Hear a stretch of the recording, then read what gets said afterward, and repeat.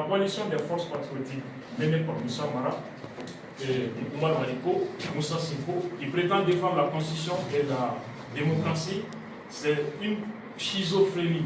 Parce que d'abord dans ce lot, il y a deux putschistes, Moussa Sinko et Oumar Maliko, auteurs d'un crime imprescriptible contre le peuple malien, auteurs d'un coup d'État contre un président démocratiquement élu, ne peuvent pas nous parler de démocratie et de constitution.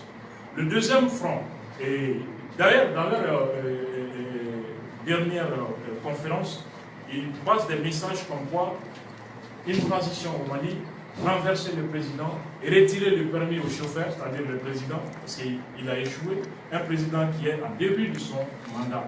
Donc je pense que le message est très clair. Ça c'est antidémocratique et ça c'est une violation plus grave de la Constitution. Deuxième front mené par Soumaïla Cissé, le candidat, l'éternel candidat malheureux de l'élection présidentielle, qui prétend défendre aussi la démocratie et la Constitution, nous nous sommes posé la question. Lorsque, dans leur manifestation, des messages tels que aller déloger le président dans son domicile, empêcher les membres des institutions de sortir de chez eux à partir du 31 décembre, attaquer le domicile des ministres, attaquer le domicile des députés, attaquer le domicile des membres de la Cour suprême et de la Cour constitutionnelle, propos tenus par l'ancien ministre Bachili.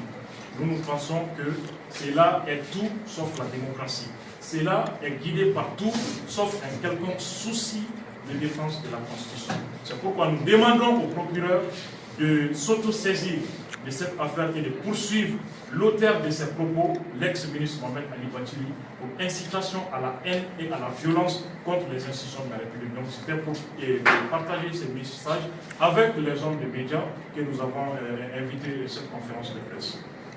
Quel message aux populations de rester sereins et calmes, d'être attentifs, de vérifier d'abord les propos. Par les temps qui courent, on assiste de plus en plus à des intoxications de la population pour des intérêts politiciens. Moi, je n'ai pas encore entendu un leader politicien dire clairement et publiquement que le projet de découpage va mener le pays vers la partition. Mais ils incitent leurs militants, leur base, à faire cette communication pour polluer les débats. Ils parlent du délai, ils parlent de consensus politique, tout ça, c'est autre chose qui se comprenne.